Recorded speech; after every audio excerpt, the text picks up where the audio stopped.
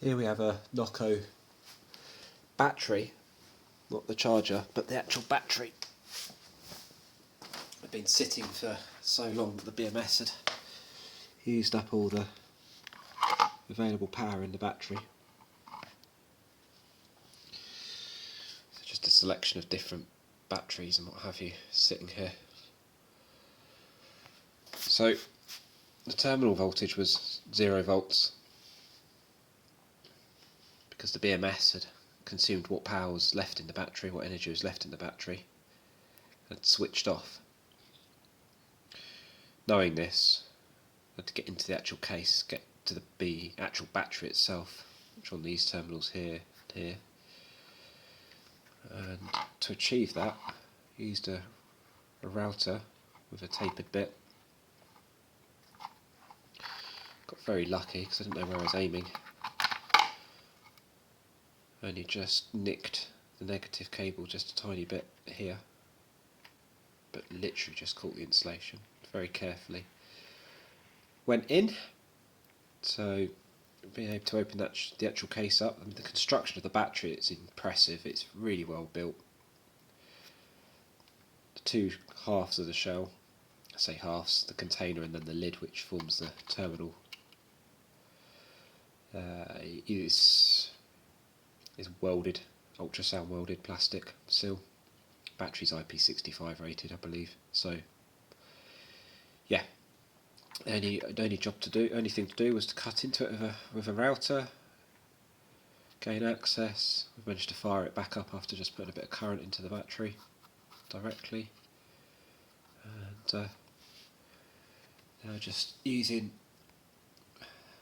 a little Victron charge controller just to slowly put a bit of current back into the battery. Switched over to the laptop. A bit difficult to see, but we've limited the charge current down to 1 amp. Battery terminal voltage is rising slowly, which is good. Just using a Victron Connect V direct to USB cable just to see what's going on.